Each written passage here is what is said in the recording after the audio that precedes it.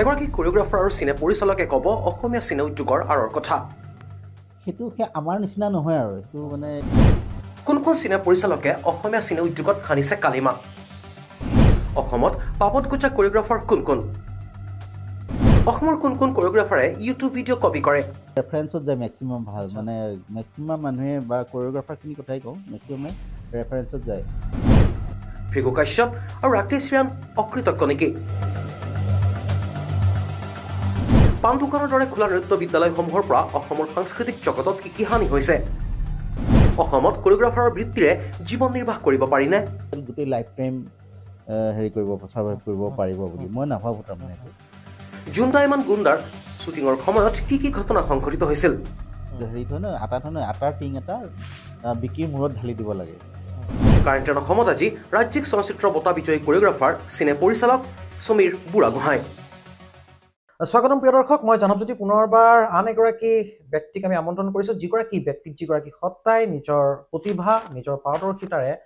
নিজকে প্ৰতিষ্ঠা কৰিবলৈ সক্ষম হৈছে, বিশেষকৈ অসমীয়া বোলছবি উদ্যোগত। জীৱন বতৰ লগৰী বোলছবিৰ বাবে তেখেতে ৰাজ্যিক চলচ্চিত্ৰ বঁটা লাভ কৰিছে। লগতে বহু কেইখন বোলছবি আমি তেখেতৰ পৰাই জানিম। এনে বহু আছে, শেহতীয়াকৈ দাদা তুমি দুষ্টবৰ তেখেতৰ নিজে পৰিচালনা কৰা এখন পূৰ্ণদক্ষ অসমীয়া বোলছবি। লগতে এনে বহু গীত আছে য'ত তেখেতে নৃত্য পৰিচালনা কৰিছে। আৰু অসমৰ চিনে উদ্যোগত তেখেত এগৰাকী প্ৰবীণ কোৰিঅগ্ৰাফাৰ।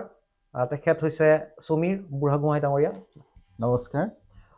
স্বাগতম জনাইছোঁ। আৰু সমীৰদাৰ সৈতে মোৰ বৰ বেলেগ ধৰণৰ এটা সম্পৰ্ক, গতিকে যিয়ে নহওক বাকী সমীৰদা প্ৰথমে কওক কেনে আছে? বৰ্তমান ভালে আছোঁ। হয়, আজি তুমি মাতিলা, কাৰেণ্ট ট্ৰেণ্ড আছামত আহিলোঁ, তোমাক ধন্যবাদ জ্ঞাপন কৰিছোঁ। কাৰেণ্ট ট্ৰেণ্ড আছামৰ সকলো কৰ্মকৰ্তাক মোৰ ফালৰ পৰা ধন্যবাদ জ্ঞাপন কৰিছোঁ। নিশ্চয়, আৰু আমিও যথেষ্ট আনন্দিত হৈছোঁ আপোনাক এনেদৰে পাই। প্ৰথম কথা আমি জানো আপুনি তেজপুৰৰ সেইফালৰে, হয়, তাৰ পৰা আহি আপুনি গুৱাহাটী, সেই সময়তেই অকণমান আপোনাৰ সেই সংগ্ৰামখিনি আমি জানিব বিচাৰিম। সংগ্ৰামখিনি দীঘলীয়া সংগ্ৰাম, তোমালোকৰ প্ৰগ্ৰামে শেষ হৈ যাব, মোৰ তথাপি সংগ্ৰাম শেষ নহ'ব। তথাপিতো কওঁ থুলমূলকৈ যিমানখিনি পাৰি। আৰু মই আচলতে নৃত্যশিল্পী হিচাপে নিজকেহে আৱিষ্কাৰ কৰিছিলোঁ হাই ছেকেণ্ডেৰী পাছ কৰাৰ পিছতহে। তাৰমানে আগতে মই বিৰাট লাজ কৰি আছিলোঁ, তাৰমানে সাংঘাতিক লাজ কৰি, তাৰমানে নাচ বুলিতো মই দূৰতে থাকোঁ, তাৰমানে নাচৰ পৰা। তাৰপিছত গাঁৱত আমাৰ ভাওনা পাতে যে, ভাওনাত এবাৰ কৃষ্ণ ভাওৰ কাৰণে মোক মানে কৃষ্ণ ভাও ল'বৰ কাৰণে ক'লে ৰাইজে। এই কৃষ্ণ ভাও ল'বৰ কাৰণে কওঁতে সেই কৃষ্ণ নাচিব লাগে যে, সেইটো খুব মই ডেডিকেটলি কাম কৰিলোঁ। তাৰমানে নাচিলোঁ, এগৰাকী গুৰুৰ ওচৰত প্ৰশিক্ষণ ল'লোঁ, লৈ পেলাই এমাহৰ ভিতৰতে নাচি পেলাই ৰাইজৰ মানে সমৰ্থন বুটলিবলৈ সমৰ্থন হ'ল, মানে সমৰ্থ হ'লোঁ। মই সেইখিনি অঞ্চলৰ মানে কৃষ্ণ লওঁতে কিমান চনৰ কথা, 94,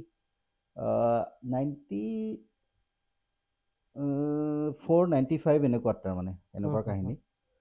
তাৰপিছত তাত মই মানে দৰ্শকৰ হাত তালি ল'বলৈ সক্ষম হ'লোঁ, তাৰমানে কৃষ্ণ নৃত্য কৰিবলৈ। তাৰপিছতে সেই খণ্ডত মোক তেনেকৈ মাতে, তাৰমানে। তাৰপিছত তেতিয়াহে নৃত্যৰ প্ৰতি অকণমান আগ্ৰহী হ'লোঁ। কিন্তু তাতকৈ আগতে 92-91ত প্ৰতিঘাত বুলি এখন চিৰিয়েল হৈছিলে, তাত মই অভিনয় কৰিবলৈ সুবিধা পাইছিলোঁ। মোৰ বাইদেউ দীপালী বুঢ়াগোহাঁইৰ কাৰণে, বাইদেউ তাত অভিনয় কৰাৰ কাৰণে মই সুবিধা পালোঁ। জঞ্চ মহলীয়াৰ পৰিচালনা আছিলে, আৰু মোৰে ভাগ্য ভাল, মই যতীন বৰাৰ নিচিনা এজন আৰ্টিষ্টৰ লগত তেখেতৰ আৰ্টিষ্ট হিচাপে মই প্ৰথম অভিনয় ক্ষেত্ৰখনত আগবঢ়াইছিলোঁ। তাৰমানে মানে ফাৰ্ষ্ট এপিছডটো 4 নম্বৰ এপিছড প্ৰতিঘাত চিৰিয়েলখনৰ চাইল্ড আৰ্টিষ্ট হিচাপে যতীন দাৰ লগত মই কাম কৰিছিলোঁ। সেইটোৱে আৰম্ভণি। তাৰপিছত নৃত্যটো হ'ল তাৰ 3-4 বছৰমানৰ পিছত। তাৰপিছত মই গুৱাহাটী আহি পেলাই জিনিৰ ওচৰলৈ আহিলোঁ। মানে জঞ্চদাৰ লগত যেতিয়া চিনাকি আছিলে, জঞ্চদাৰ ওচৰলৈ আহিলোঁ। জঞ্চদাই ক'লে যে জিনিয়ে এখন নৃত্যৰ প্ৰশিক্ষণ কেন্দ্ৰ এটা ইয়াতে গুৱাহাটী ডান্স একাডেমি বুলি তেখেতে হেৰি কৰিছে, গতিকে ইয়াতে তুমি এডমিশ্যন যদি লোৱা, তুমি টাচত থাকিব পাৰিবা আৰু তুমি অভিনয় ক্ষেত্ৰত আগবাঢ়ি যাব পাৰিবা। সেই মৰ্মে মই জিনিৰ তাত ল'লোঁ, আৰু সেই আৰম্ভণি আহি আজি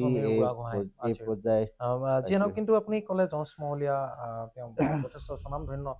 ব্যক্তি, যথেষ্ট অৱদান আছে অসমীয়া ফিল্ম ইণ্ডাষ্ট্ৰীত, আৰু তাৰ পৰা আমি জাৰ্ণিটো আমি গম পালোঁ। কিন্তু কোৰিঅ'গ্ৰাফী এটা সম্পূৰ্ণ সুকীয়া এক কলা, আৰু বহুখিনি দায়িত্ব থাকে। এখন চিনেমা নিৰ্মাণৰ আঁৰত গানৰ বহুখিনি অৱদান থাকে এটা গীতৰ ওপৰত আৰু গতিকে সেই কোৰিঅ'গ্ৰাফী যেতিয়া আপুনি আৰম্ভ কৰিলে আমি গম পালোঁ আপুনি অভিনয় কৰিছিলে কিন্তু এই কোৰিঅ'গ্ৰাফী ছেকশ্যনত কিদৰে আপুনি আহিলে বা কি ধৰণে নিজকে প্ৰতিষ্ঠা কৰিলে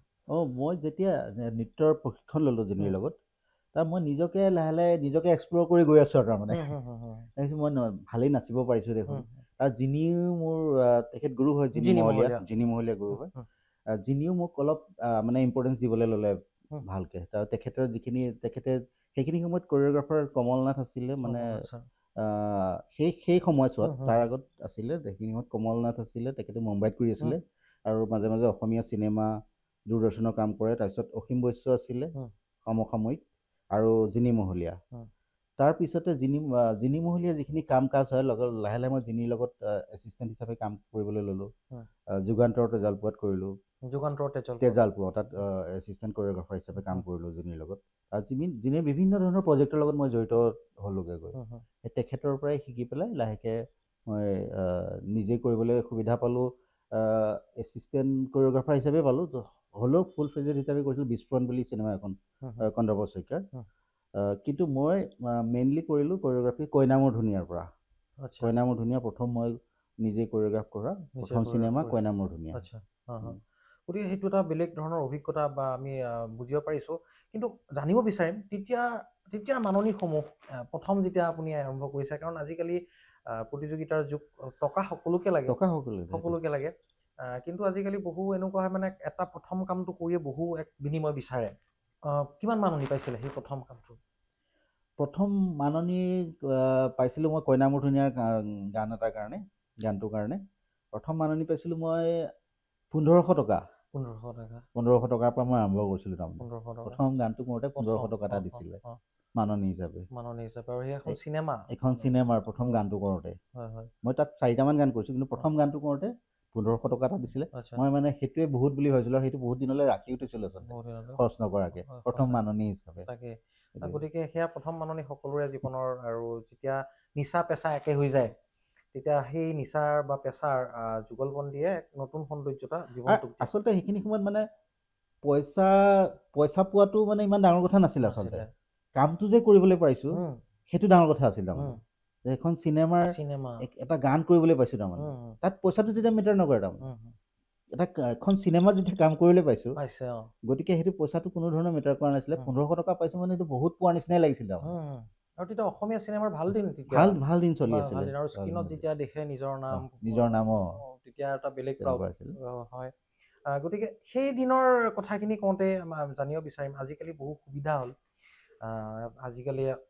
কিবা যদি NG শ্বটো হয় ডিলেট কৰিব পৰা হ'ল গতিকে আপোনালোকে সেই দিনৰ পৰা যেতিয়া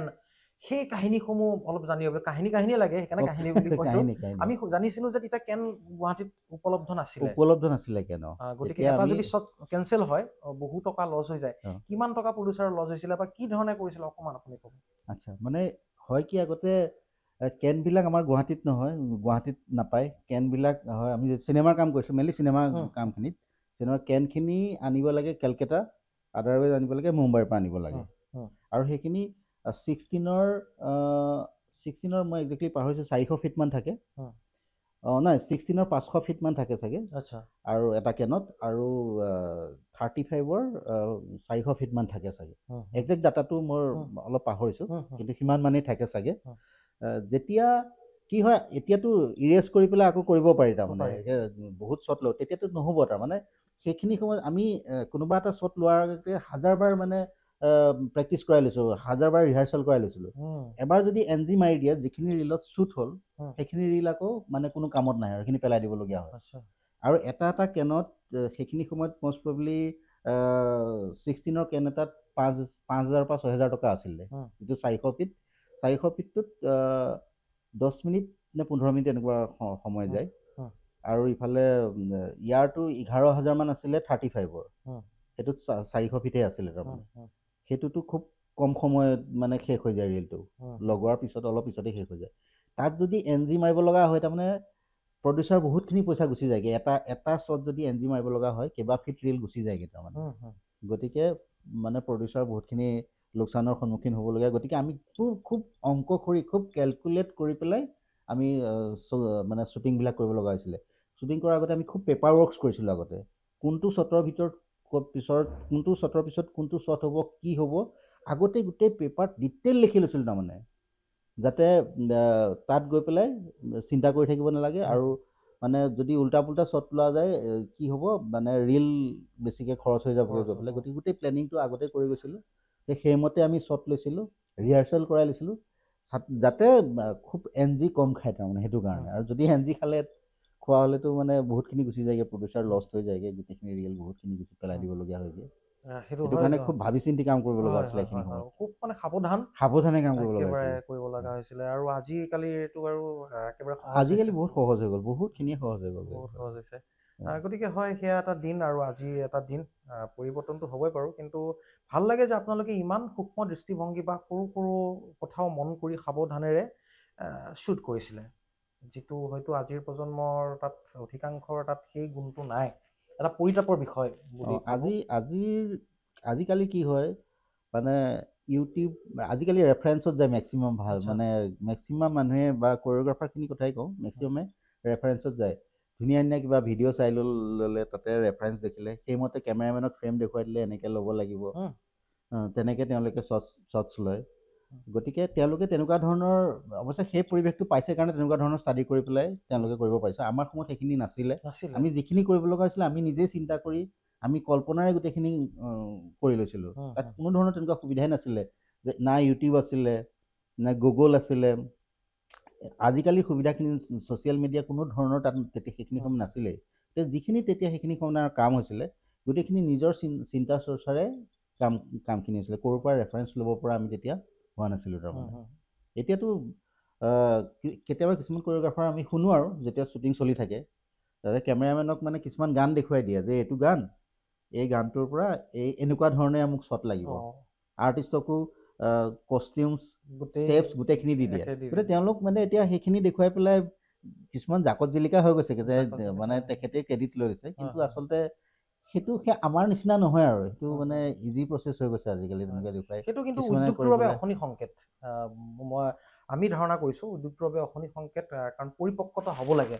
এনেই আমাৰ উদ্যোগটোক লৈ অৱস্থা আমি সকলোৱে জানো সকলোৱে চিন্তা কৰে গতিকে নিশ্চয় ইয়াক চিন্তাৰ থল আছে কিন্তু আমি এই ক্ষেত্ৰতো অকণমান আৰু পিছলৈ চৰ্চা কৰিম কিন্তু আপোনাৰ পৰা জানিব বিচাৰিছোঁ আপুনি বহুকেইখন এনেকুৱা বোলছবি কৰিছে বিশেষকৈ মোৰ যিমান দূৰ মনত আছে সৰু বোৱাৰীৰ এটা গীত পুতলাৰে কইনাদৰা নেখেলো যে গীতটো আজিও প্ৰাসংগিক প্ৰায় যিকোনো কালচাৰেল শ্ব'ত যদি যাওঁ বা ডান্স কম্পিটিশ্যনবোৰ যদি হয় আমি দেখোঁৱে তাত মই লক্ষ্য কৰিছিলোঁ উৰ্মিমলা মহন্ত আছিলে তাত এগৰাকী সদ্যস্নাতা গা ধুই অহা এগৰাকী পুতলা ঠিকে আছে নেখেলো এতিয়া মই ডাঙৰ হ'লো ভাল নালাগে তাত মই দেখিছিলোঁ ছলমান খানৰ এখন ফটো তাত খুব সুন্দৰভাৱে ইফালে পুতলা আৰু এইফালে কিন্তু ছলমান খানো আছে গতিকে এই এগৰাকী কিশোৰী আৰু যৌৱনৰ অৰ্থাৎ কিশোৰ অৱস্থাৰ পৰা যৌৱনৰ সন্ধিক্ষণত যিটো এক মানে মনোমালিন্য ঘটে ন খুব সুন্দৰভাৱে এইটো উপস্থাপন কৰা হৈছিলে তাৰ বিষয়ে অলপ জানিব বিচাৰিম কাৰণ আপুনি অকণমান আগতে কৈছে যে এটা কলাত্মক কাৰণ তেতিয়া ইউটিউব নাছিলে কোৰিঅ'গ্ৰাফাৰ হওক ডিৰেক্টৰ হওক নিজৰ যিটো কলাত্মক অভিব্যক্তি তেওঁলোকে কেমেৰাৰে উপস্থাপন কৰিছিল আৰু মই সৰু বোৱাৰী সেই গীতটিত মই ভালদৰে দেখিছোঁ মই ক্লিপ সামান্য দেখুৱাই লৈছোঁ দৰ্শকসকলেতো মন কৰিছে সেই গীতটিৰ বিষয়ে অলপ জানিব বিচাৰিম আপোনাৰ পৰা সেই গীতটি সঁচাকৈ মানে এটা ওলাইছে যেতিয়া বহুত নষ্টালজিক মনত পৰি গৈছে সঁচাকৈ সেই গীতটো বহুত কষ্ট কৰিছিলোঁ মই গোটেই গীতটো প্লেন মই কৰিছিলোঁ গীতটো দি দিলে খালি মোক ডাইৰেক্টৰ চক্ৰধৰ ডেকাই তেখেতে বুজাই দিলে যে এজন মানে নতুনকৈ গ্ৰ' হোৱা ছোৱালীজনীৰ ওপৰত গানটো হ'ব গানটোৱে তেনেকুৱা আৰু তেনেকৈ ঠিক মই যেনেকৈ কৈছোঁ তেনেকেই তেখেতে মোক বুজাইছিলে তাৰমানে যে নতুনকৈ গ্ৰ' হোৱা ছোৱালী এজনী নতুনকৈ যৌৱনত ভৰি দিছে গতিকে সেই ছোৱালীজনীৰ ওপৰত তেওঁৰ ভাৱৰ ওপৰতে গোটেই গানটো পিকচাৰেশ্যন হ'ব মোক তেনেকৈ ক'লে মোক গানটো দিলে মই আহি ভাবিলোঁ আৰু সেইখিনি সময়ত মেক্সিমাম ছোৱালীৰ ছলমান খান ক্ৰাছ আছিল তাৰমানে সেইখিনি সময়ত মানে ছলমান খান পূৰা মেক্সিমাম ছোৱালীৰ ক্ৰাছ আৰু ছলমান খান গতিকে মই ইমাজিন কৰিলোঁ এজনী মানে যৌৱনত ভৰি দিয়া ছোৱালী এজনীৰ কাৰণে ঠিক সেইখিনি সময়ত ছলমান খানে ক্ৰাছ হ'ব লাগিব তাৰমানে পৰিৱেশ পৰিস্থিতি সেইখিনি সময়ত তেনেকুৱাই হৈ আছিলে তাৰমানে গোটেইখিনি আৰু সেই তাত গানটোত উল্লেখেই আছে যে পুতলাৰে কইনাদৰা নেখেলো যে তাৰমানে জাষ্ট তাই যৌৱনত ভৰি দিছে গতিকে তাইৰ ৰুমটোত পুতলা খিনি আছেই তাৰমানে অলৰেডি এতিয়া খেলিবলৈ তাই মন নোযোৱা হৈছে তাৰমানে এই যি যৌৱনৰ সন্ধিখন তাৰমানে সেইখিনি সময়তে গানটো ষ্টাৰ্ট হৈছিলে গতিকে সেই পৰিৱেশটো যেনেকৈ হওক মই মানে চিনেমেটিক ট্ৰিটমেণ্টেৰে সেই পৰিৱেশটো মানে বুজাই ৰাখিবলৈ চেষ্টা কৰিছিলোঁ আৰু কিছু ক্ষেত্ৰত মই সফল হৈছোঁ বুলি ভাবোঁ কাৰণ মানুহখিনিয়ে মোক আদৰি লৈছিলে সেই সেইটোত সফল হৈছে কাৰণ এতিয়াও প্ৰাসংগিক কিছুদিন আগতে আমি বাতৰি এটা কৰিছিলোঁ তাতো বহুতে ভাল কমেণ্ট দিছে বা ইতিবাচক সঁহাৰি দিছে গতিকে আচলতে সেইবোৰ বৰ্তমান ৰিভিউ হ'ব লাগে বুলি মই ভাবোঁ এই পুৰণা কামবোৰ ৰিভিউ হ'ব লাগে নতুনসকলৰ বাবে যিসকলে আহিছে আগুৱাই বা যিসকলে কাম কৰি আছে বাৰু যা হওক জুণ্ডা ইমান গুণ্ডা এখন খুব জনপ্ৰিয় বোলছবি তাতো আপুনি কোৰিঅগ্ৰাফি কৰিছে তাত এটা খুব খুহুতীয়া গীত এটা আছিলে তাত আমি গম পাইছিলোঁ আৰু আমি বিশেষকৈ তথ্য গোটাই তাত এটা খুব ইনচিডেণ্ট এটা হৈছিলে ওৱান টেক শ্বট আছিলে তাৰ বিষয়ে অলপ ক'ব নেকি এই বহুত জমনি হৈছিলে মানে এই শ্বটটোত মানে কি হৈছিলে চিনটো তেনেকুৱা আছিলে যে আঙুৰে বিকিৰ মূৰত মানে আটাৰ হেৰি এটা বাল্টিং মানে টিঙত হেৰি থয় ন আটা থয় ন আটাৰ টিং এটা বিকিৰ মূৰত ঢালি দিব লাগে ঠিক আছে আমি গোটেইখিনি ৰেডি আছোঁ মানে সেইটো ওৱান টেক হ'বই লাগিব আৰু সেই শ্বটটো লৈ আছোঁ ৰাতি 9টামান বজাত তাকো ঠাণ্ডা দিন সাংঘাতিক ঠাণ্ডা দিন আছিলে খুব কম ডিচেম্বৰ মান আছিলে খুব ঠাণ্ডা দিন আৰু চব এলাৰ্ট হৈ আছোঁ যাতে সেই চিনটো ওৱান টেক অ'কে হ'বই লাগিব মানে এনি হাও তাৰমানে গতিকে ঠিক তেনেকৈ বিকি আহিছে তাইক জোকাইছে গানটোত তেনেকুৱা ধৰণৰ আছে তাই আটাৰ টিংটো বিকিৰ মূৰত ঢালি দিছে বিকিয়ে খুব ধুনীয়া শ্বট দিছে গোটেই জোকাই দিছে আটাবিলাক গাৰ পৰা গুচি গৈছে আৰু চবেই ক্লেপ দিছে একদম ধুনীয়া শ্বটটো শেষ হোৱাৰ লগে লগে আমাৰ কেমেৰা এছিষ্টেণ্ট আছিলে বেনুদা জ্যোতিষ ৰমনৰ বেনুদা আছিলে কেমেৰা এছিষ্টেণ্ট বেনুদাই অলপ ইফাল সিফাল কৰি মোক মাতিছে সমীৰ এইফালে আছোন বেনুদা কওক কৈছে কাণৰ ওচৰলৈ গৈ ফুচফুচাই কৈছে চুইচটো অন নহ'লো কেমেৰা অন মানে চুইচটো অন নহ'ল তাৰমানে কেমেৰামেনে চুইচ অন নকৰে তাৰমানে যিজন চিনেমাটোগ্ৰাফাৰ থাকে DOP থাকে তেখেতে চুইচ অন নকৰে বাকী যোনজন এছিষ্টেণ্ট কেমেৰামেন থাকে ফ'কাছ পুলাৰ থাকে তেখেতে চুইচ অন কৰে তাৰমানে নৱদা কেমেৰাত আছিলে কিন্তু বেনুদাই সেই চুইচটো স্পেচিয়েল যোনটো কেমেৰাৰ 16ত কৰিছিলোঁ আমি 16ৰ কেমেৰাটো চুইচটো নদবালে মানে তেখেতো ইমান এক্সাইটমেণ্টত থাকিলে চুইচটো দবাবলৈ পাহৰি গ'ল শ্বটটো চাই তাৰমানে তাৰপিছত কি হ'ব আৰু আকৌ ক'ব লগা হৈছে দুখৰে যে এনেকুৱা হ'ল বিকি খং উঠিছিল কাৰণ ইমান ঠাণ্ডাত আৰু ইমান ডেডিকেটলি শ্বটটো দিছে তাৰপিছতে তাৰ অভিয়াছলি খং উঠিব অকণমান সময় চিঞৰ বাখৰ কৰিছে এই ল'ব লাগিছিলে কি হ'ল আমুক তামুক তাৰপিছত চব কুল হ'ল পৰিৱেশ সি আকৌ গা ধুই সেই ঠাণ্ডাত গা ধুই মেলি আকৌ সেই পৰিৱেশটো বনাব লগা হৈছে তাৰপিছত আমি আকৌ সেই শ্বটটো আকৌ ৰিটেক কৰিছোঁ এইবোৰ আঁৰৰ কথা যিবোৰ কষ্ট এইবোৰ যথেষ্ট কষ্ট থাকে আচলতে আমি চাওঁতে যিমান সহজভাৱে লওঁ গতিকে হয় সঁচাকৈ এইবোৰ আঁৰৰ কথা আৰু হয়তো আজি আকৌ আপোনাৰ পুৰণা কথাখিনিৰ পৰাই এটা আমি ধাৰণা কৰিব পাৰিছোঁ যে সেই দিনসমূহৰ কিমান ধুনীয়া আছিল আৰু কাম কৰাৰ প্ৰতি কিমান স্পৃহা আছিল সেয়া কলা কুশলীৰে হওক অভিনেতা অভিনেত্ৰীয়ে হওক আমি এতিয়া চিনেমাৰ কথাখিনি আমি জানিলোঁ বহুখিনি কেনেকৈ কাম কৰিছিলে কিন্তু CD উদ্যোগ বা VCD উদ্যোগ যিবোৰ প্ৰথমে গানৰ এটা গানৰ বা সেনেকৈ কৰি 6টাকৈ গান 8টাকৈ গান সন্নিৱিষ্ট হৈ ডান্স ভিডিঅ' টাইপ এনেকুৱা সেই সময়ত মুক্তি লাভ কৰিছিলে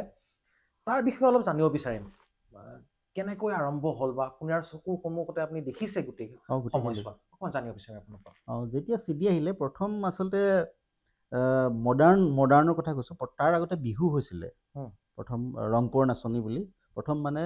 প্ৰফেশ্যনেলি কৰিছিলে ৰংপুৰ নাচনীখিনি সেইখিনি এটাখিনি বিহু আছিলে অকল বিহু গানখিনি লৈ পেলাই ৰংপুৰ নাচনী প্ৰথম CD আৰু মানে প্ৰফেশ্যনেলি কৰা মাৰ্কেটিং কৰাৰ কাৰণে ৰংপুৰ নাচনী হ'ল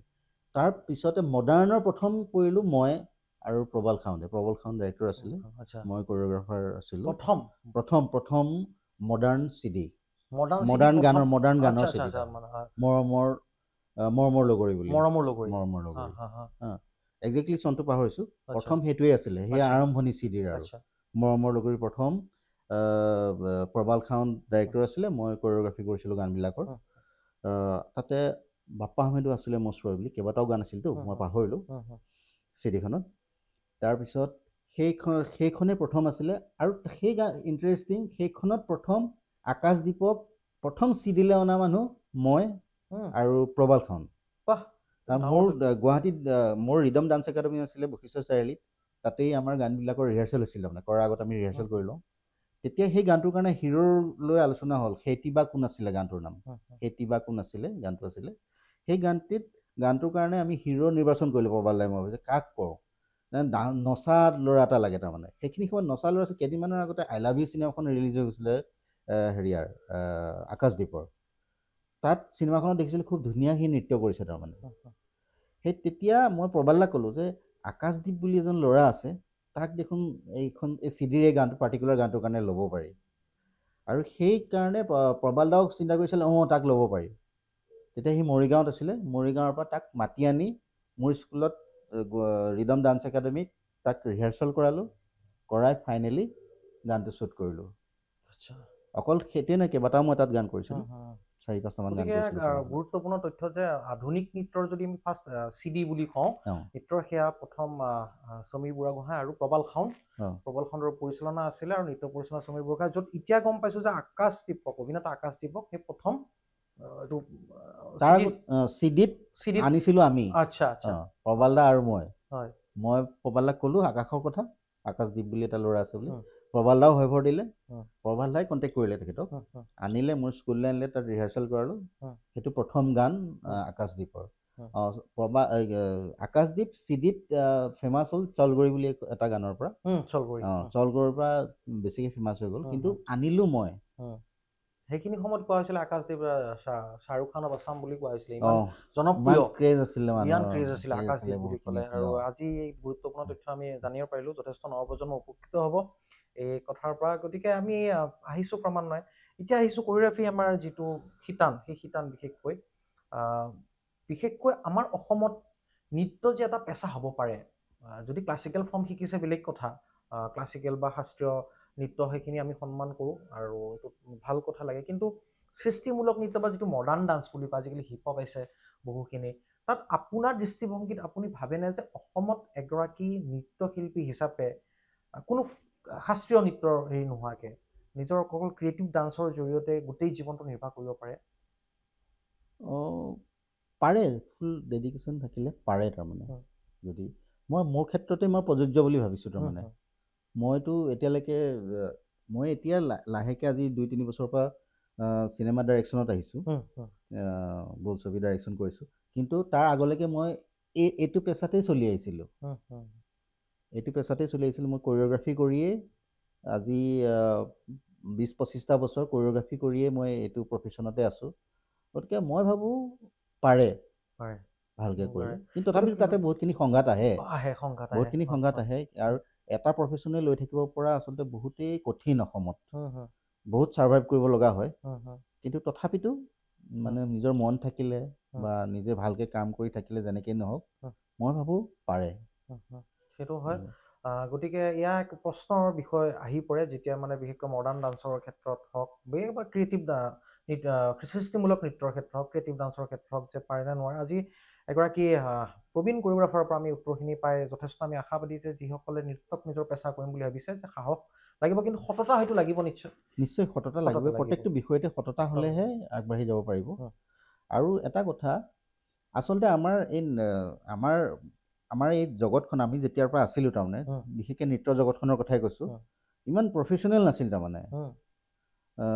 প্ৰফেশ্যনেল নাছিল মানে এইটো হেৰিয়াতে কৈছোঁ যিখিনি আমাৰ ইয়াত ডান্সাৰ্ছ ওলাইছিলে সেইখিনি সময়ত যিখিনি আমিও নাচিবলৈ আহিছিলোঁ বা ডান্সাৰ্ছ যিখিনি ওলাইছিলে সকলোখিনি নিজৰ হেঁপাহতহে ওলাইছিলে নিজৰ হবিত ওলাই আহিছিলে তেওঁলোকে পইচাৰ কথা ভবা নাছিলে তাৰমানে যে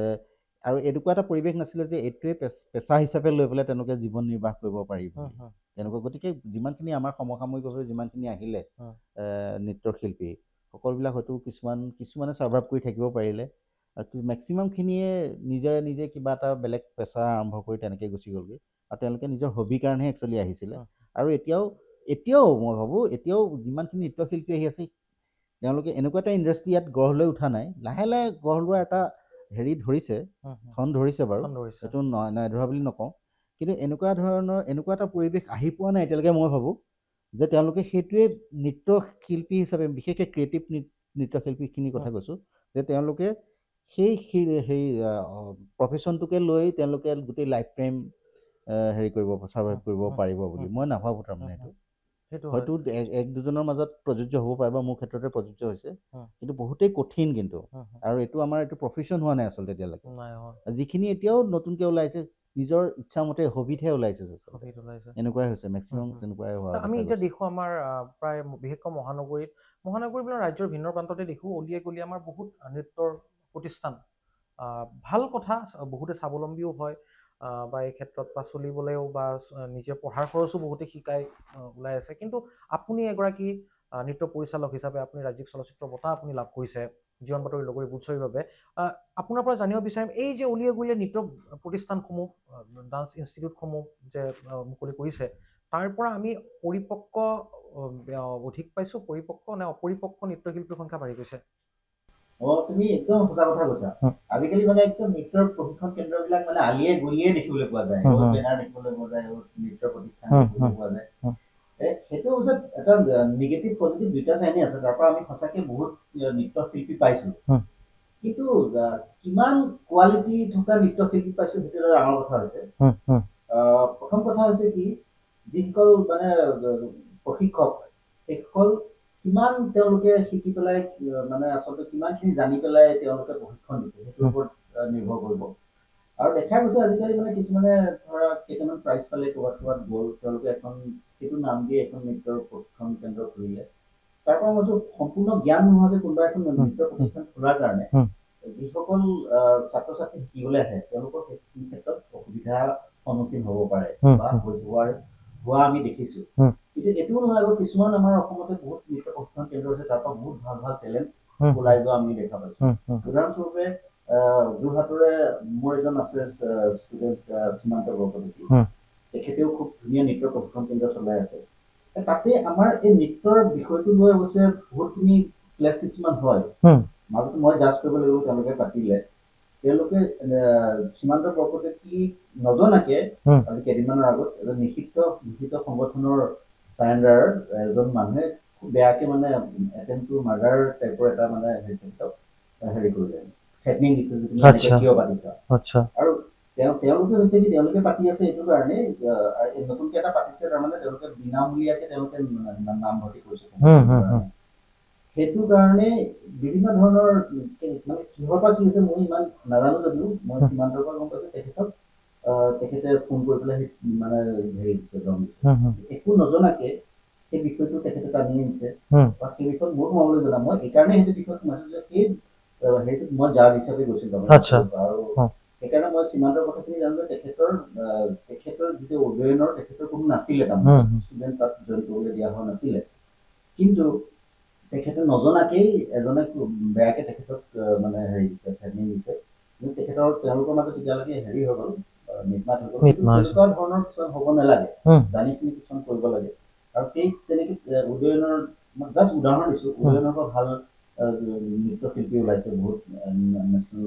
নেশ্যনেল লেভেলত গৈছে তেওঁলোকৰ ফালৰ পৰা ভাল নৃত্য। আৰু তেনেকে অসমৰ বিভিন্ন জেগাৰ পৰা ভাল কিছুমান প্ৰশিক্ষক আছে, যিখিনি আমাৰ অসম মানে ষ্টুডেণ্টখিনিক নতুন ষ্টুডেণ্টখিনিক উলিয়াই লৈ যাবলৈ সক্ষম হৈছে। ঠিক তেনেদৰে কিছুমান আছে আলিয়ে গলিয়ে নৃত্যৰ কোনো ধৰণৰ জ্ঞান নাথাকে, সেইখিনিত গৈ পেলাই ল'ৰা ছোৱালীখিনিৰ যিখিনি ষ্টুডেণ্ট আছে সিহঁতৰ অৱশ্যে দিগদাৰে যায়, প্ৰপাৰ শিকিবলৈ পোৱা নাই। গতিকে মই ভাবোঁ যিসকল এতিয়া যাব তেওঁলোকে নিজে ষ্টাডি কৰি তেওঁলোকে চাই পেলাই যে ক'ত গ'লে ভাল হ'ব। সঁচাকৈ যিসকল ওলাই আহে তাৰমানে নৃত্য কৰিম বুলি ওলাই আহে, যিখন প্ৰশিক্ষণ কেন্দ্ৰত যাবলৈ চেষ্টা কৰিব তেওঁলোকে যাতে খুব অধ্যয়ন কৰিহে যায় যে সেইখন নৃত্য প্ৰশিক্ষণ কেন্দ্ৰৰ পৰা তেখেতৰ উপকৃত হ'ব নে নহয়। যদি তেনেকে সঁচাকে নাচিবলৈ আহি পেলাই তেনেকে যায় তেতিয়াহে উপকৃত হ'ব। য'তে ত'তে গ'লে তেতিয়া মানে মই ভাবোঁ তেওঁলোকৰ সমস্যাহে হ'ব, প্ৰপাৰলি ওলাব নোৱাৰিব নৃত্যশিল্পী হিচাপে। হয়, আমি বিভিন্ন আধুনিক নৃত্য প্ৰতিযোগিতাসমূহ দেখোঁ বা সৃষ্টিমূলক নৃত্য প্ৰতিযোগিতাসমূহ দেখোঁ, তাতো আমি দেখোঁ যে কলাগুৰু বিষ্ণুপ্ৰসাদ ৰাভাৰ গীত আধুনিক নৃত্য হিচাপে পৰিৱেশন কৰে। আৰু তাৰো চাগে আজি মই এই এটা ধাৰণা আপোনাৰ সৈতে কথা পাতি থাকোঁতে মোৰ স্পষ্ট হৈছে যে এই সঠিক অধ্যয়ন নোহোৱাৰ বাবেই চাগে এই পৰিস্থিতিটো হৈছে। গতিকে এক উদ্বেগজনক বিষয়, কাৰণ আহিবলগীয়া প্ৰজন্মই ভুলকেই ভাবি থাকিব। কিন্তু এইখিনিতে বুঢ়াগোহাঁই ডাঙৰীয়া আপোনাক এটা কথা মই সুধিব বিচাৰোঁ, যিহেতু এই স্কুলসমূহ ডান্স স্কুল বা ডান্স ইনষ্টিটিউট এই ক্ষেত্ৰত আপুনি ভাবে নেকি যে এখন বোৰ্ড হ'ব লাগে, যিদৰে কলকাতাত বা আমি পশ্চিমবংগত চাওঁ যে ৰবীন্দ্ৰ সংগীতৰ ওপৰত বোৰ্ড আছে, তাত ৰবীন্দ্ৰ নৃত্যটোৰ শৈলী সুকীয়া, ঠিক তেনেকৈ আমাৰ সুধা কণ্ঠৰো যিসমূহ গীত, তাততো আমি দেখোঁ যে কিছু বিশেষ বিশেষ সকলো নহয়, একাংশ নৃত্যশিল্পীয়ে কি কৰে, তাত সম্পূৰ্ণ মডাৰ্ণাইজ কৰে। এনেকুৱা ধৰণৰ কোনো বোৰ্ড গঠন কৰিব নোৱাৰি নেকি, বিশেষকৈ সৃষ্টিমূলক নৃত্যৰ ক্ষেত্ৰত, বা ভূপেন্দ্ৰ সংগীতৰ আধাৰত নৃত্য হওক বা বিষ্ণুপ্ৰসাদ ৰাভাৰ ক্ষেত্ৰত? আপোনাৰ এই ক্ষেত্ৰত মতামত কি হ'ব পাৰে? তুমি যি কৈছা ঠিকেই কৈছা বাৰু। যদি তেনেকুৱা এখন বোৰ্ড আমি বনাব পাৰোঁ, বা যদি আমি গোটেইখিনি মিলি পেলাই আমাৰ নৃত্য শিল্পী আছে, নৃত্য প্ৰশিক্ষক আছে, সকলোকে লৈ যদি আমি তেনেকুৱা এখন বোৰ্ড যদি আমি গঠন কৰিব পাৰোঁ, তেতিয়াহ'লে নিশ্চয় ফলপ্ৰসূ হ'ব। কিন্তু এই ক্ৰিয়েটিভ নৃত্যটো হৈছে মানে কোনো তেনেকুৱা ধৰণৰ শৈলী নাই যে গ্ৰামাৰ নাই যে তুমি এনেকেই কৰা এনেকেই ধৰণৰ কৰা, কমপ্লিটলি ক্ৰিয়েটিভ হয়, ক্ৰিয়েটিভ ডান্স হয়। আৰু সেইখিনি এই ক্ৰিয়েটিভ নৃত্যৰ ক্ষেত্ৰত মানে এটা বেৰিকেড থকাটো মানে দিগদাৰ আচলতে। কিবা এখন বোৰ্ডে নিৰ্ধাৰণ কৰিব যে আপোনালোকে এনেকে কৰক বা এইটো বস্তু এনেকে কৰক, সেইটো সৃষ্টিশীল নৃত্যৰ ক্ষেত্ৰত মানে অসুবিধা আহে কিছু। আৰু এতিয়া অসমৰ কথাই কৈছো, আমাৰ অসমৰ আলি বুলি কিমান নৃত্য প্ৰশিক্ষণ কেন্দ্ৰ আছে, কাক তুমি তেনেকে ধৰণৰ কাম কৰিবা, সেইটো পচিবল নহয়। তাৰ কেইটামান আমাৰ কোৰিঅগ্ৰাফাৰ এণ্ড ডান্সাৰ্ছ এছ'চিয়েশ্যন আছে, তেওঁলোকৰ আণ্ডাৰতো বহুতখিনি আছে, বহুতখিনি সোমাইছে। কিন্তু তেওঁলোকে আমি এটা চেষ্টা কৰিছিলোঁ, কোৰিঅগ্ৰাফাৰ এণ্ড ডান্সাৰ্ছ এছ'চিয়েশ্যনে আমি এটা চেষ্টা কৰিছিলোঁ যে তেনেকে ধৰণৰ যাতে বিসংগতি নোহোৱাকৈ আমি ধুনীয়াকৈ গোটেইখিনি উলিয়াই লৈ যাব পাৰোঁ, বা কিছুমান তেনেকুৱা নিয়ম নীতিৰ মাধ্যমেৰে আমি যাবলৈ চেষ্টা কৰিছিলোঁ। কিন্তু সেইখিনি আমি যিমানখিনি ভাবিছিলোঁ সিমানখিনি আমি ফলপ্ৰসূ হ'ব পৰা নাই। কাৰণ এইটো কাৰণে সকলোৱে যেতিয়া ইণ্ডিভিজুৱেলি মানে চবৰে এটা স্বাধীনতা এটা আছে, আমি বাধা কিমানক দিম, আমি এটা ফালে বাধা দিলে এটা ফালে কৰি থাকিব, এটা ফালে বাধা দিলে এফালে কৰি থাকিব। গতিকে এই বস্তুটো ফলপ্ৰসূ হোৱাটো খুব টান, তাৰমানে কাৰণ পৰিসৰটো অলপ ডাঙৰ, সেইটো কাৰণে যিয়ে নহওক, এইসমূহ অসুবিধা, যিবোৰ প্ৰশ্ন আমাৰ সততে প্ৰতিগৰাকী সাংস্কৃতিবান ব্যক্তিৰ মনত জন্ম হয়, গতিকে সেই প্ৰশ্নবোৰে আজি আপোনাৰ সতে পাতিছোঁ। আশা কৰোঁ নৱপ্ৰজন্মই বা দৰ্শকসকলে উপকৃত হ'ব। আৰু এই ক্ষেত্ৰত যিহেতু ডান্স ইনষ্টিটিউটৰ কথা ওলাইছে, আপুনি কৈছে ৰিদম আপোনাৰ ইনষ্টিটিউট আছিলে, ৰিদম ডান্স একাডেমি আছিলে, আৰু তাৰ পৰা আমি জানো যে বহুত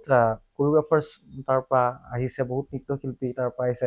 অকণমান জানিব বিচাৰিম যে আপোনাৰ সেইসকল ষ্টুডেণ্টৰ বিষয়ে, কোন ক'ত এতিয়া আছে, কেনেধৰণে আছে? মোৰ বহুত কেইজন ষ্টুডেণ্টে খুব ভাল কাম কৰিছে ইতিমধ্যে আমাৰ ইণ্ডাষ্ট্ৰীতে। তাৰ ভিতৰত আছে, মই নাম ল'ব লাগিব অসীম গগৈ ডাঙৰীয়া। গগৈ ডাঙৰীয়া খুব ভাল কোৰিঅগ্ৰাফী কৰি আছে। তেখেতে সেই মোৰ নৃত্য প্ৰতিষ্ঠানটোৰ লগতে জড়িত আছিলে। তাৰপিছত জলি বৰা আছিলে, জলি বৰাই মোৰ লগত এছিষ্টেণ্ট কৰিছে। তাইও জড়িত আছিলে মোৰ স্কুলখনৰ লগত। তাৰপিছত আকাশজ্যোতি আছিলে, এনেকে বহুত কেইজন আছে, এতিয়া মই যদি পাহৰি গৈছো। কিন্তু অসীম গগৈহঁতে খুব ভাল কাম কৰি আছে, তেওঁলোকৰ মানে মানুহে তেওঁলোকক বিচাৰি আছে, পাৰদৰ্শিতাৰে মানে কাম কৰিছে, ভাল লাগে তাৰমানে, নিজকে মানে গৌৰৱ বোধ কৰোঁ, খুব ভাল কাম কৰি আছে। গতিকে সেয়া এগৰাকী শিক্ষাগুৰুৰ বাবে তাতকৈ আৰু গৌৰৱৰ বিষয় কি হ'ব, যেতিয়া শিষ্যই ভাল কাম কৰি যায়, সমাজৰ বাবে কিছু আশাৰ বতৰা বিলাই যায় বা ইতিবাচক কাম কৰে। গতিকে সেয়া সকলো শিক্ষকে বিচাৰে। এতিয়া জানিব বিচাৰিম যে যিহেতু ভিডিঅ' উদ্যোগটোৰ সৈতে আমি কথা পাতিলোঁৱেই কিছু সময় পূৰ্বে, আকাশদ্বীপৰ কথাও পাতিলোঁ, কেনেকৈ আহিলে। আমি জানিব বিচাৰিম এইখিনিতে, অসমৰ বহু বৰ্তমান প্ৰতিষ্ঠিত কণ্ঠশিল্পী যেতিয়া তেওঁলোকৰ সংঘাতপূৰ্ণ অৰ্থাৎ ষ্ট্ৰাগলিং পিৰিয়ড চলি আছিলে, তেওঁলোকক বহু ধৰণে অকল কোৰিঅগ্ৰাফী কৰাই নহয়, বহু ধৰণে আপুনি সহায় সহযোগ আগবঢ়াইছে। আৰু এই ক্ষেত্ৰত যেতিয়া তেওঁলোকক এতিয়া দেখে, তেওঁলোকে স্থান পাইছে, যথেষ্ট জনপ্ৰিয় শিল্পী হৈছে, সেই ক্ষেত্ৰত আপোনাৰ ধাৰণা কি, বা আপোনাৰ মনত প্ৰশ্ন হয় নেকি? কাৰণ বাৰে বাৰে আমাৰ এটা অভিযোগ আছে সাংস্কৃতিক মহলত যে কৃতজ্ঞতা আমি স্বীকাৰ নকৰোঁ। শুনিবলৈ কিছু বেয়া লাগে, কিন্তু তেনেকুৱা কেতিয়াবা আপোনাৰ সৈতে হৈছেনে? তেনেকুৱাতো কেতিয়াবা মানে অনুভৱ কৰা যায় বাৰু। বহুত কেইজন প্ৰতিষ্ঠিত মানে কণ্ঠশিল্পী, এতিয়া তেওঁলোকে খুব ধুনীয়া মাৰ্কেট লৈ কাম কৰি আছে, খুব ভাল কাম কৰিছে।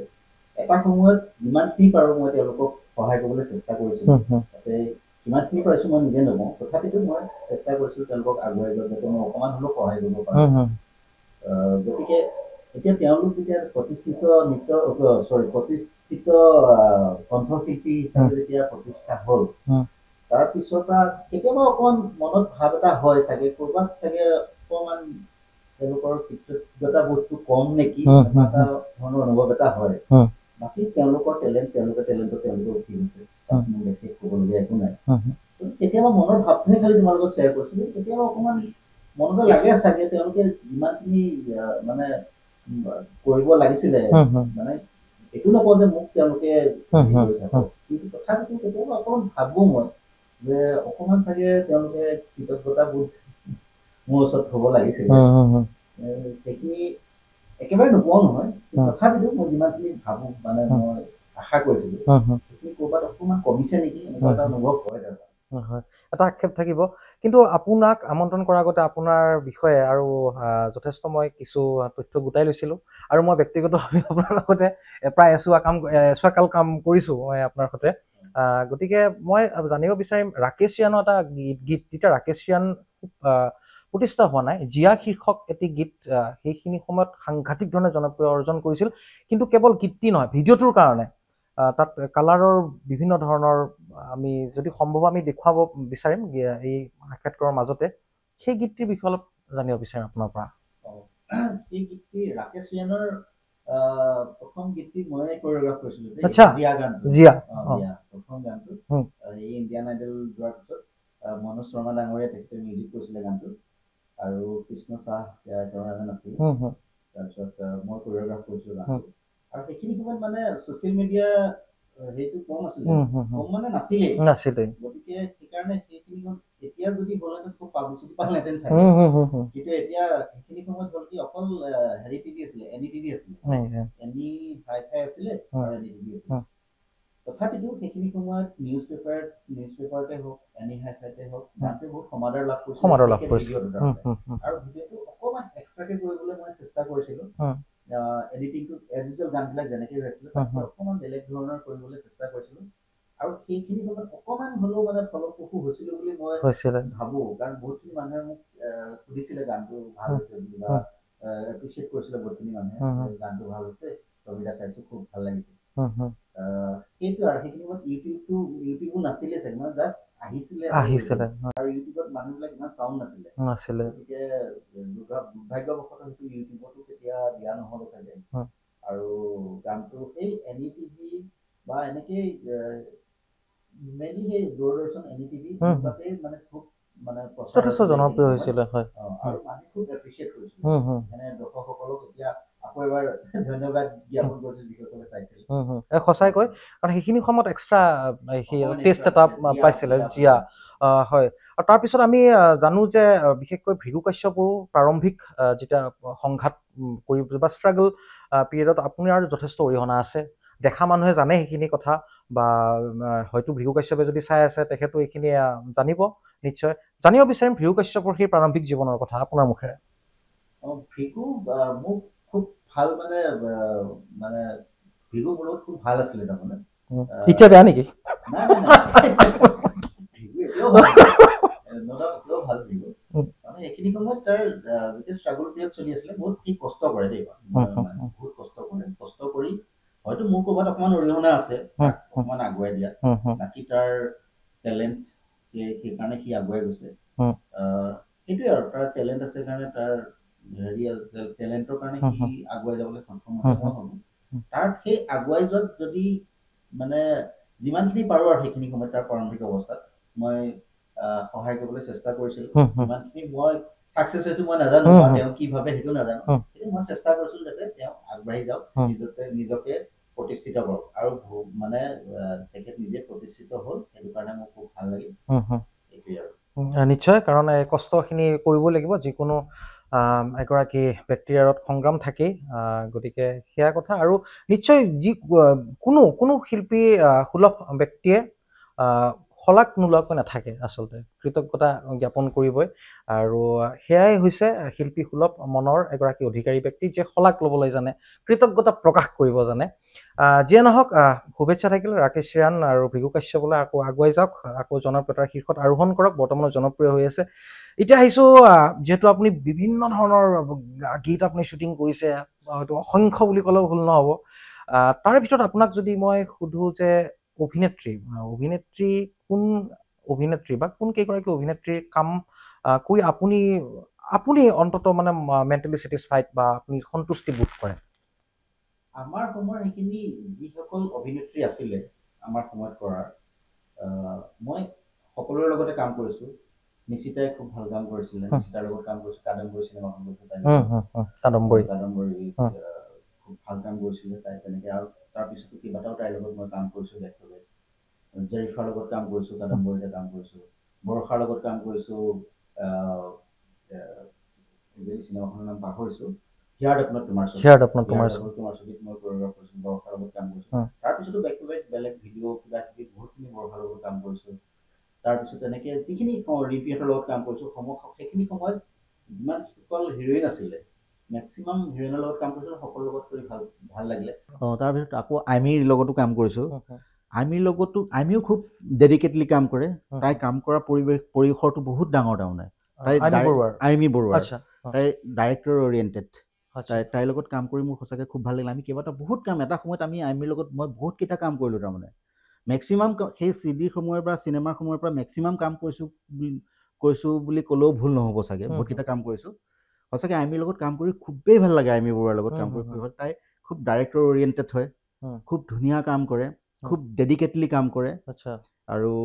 চবতকৈ জমনি তাইক কষ্টিউম চেঞ্জ কৰাত কিন্তু একদম বহুত ফাষ্ট আছিলে দেই কষ্টিউম চেঞ্জ খুব ফাষ্ট আছিলে কিবা এনেকুৱা ঘটনা ঘটিছে আমি শ্বিলঙত কাম কৰি আছোঁ আমিৰ লগত মই কাম কৰি আছোঁ আমি এই লাষ্টৰ ফালে খুব দৌৰা-দৌৰি হৈ তাৰমানে কিন্তু মোৰ স্ক্ৰিপ্টত আছিলে যে কষ্টিউমটো চেঞ্জ কৰিব লাগে তাৰমানে কিন্তু চাইছোঁ এইটো টাইম নাই তাৰমানে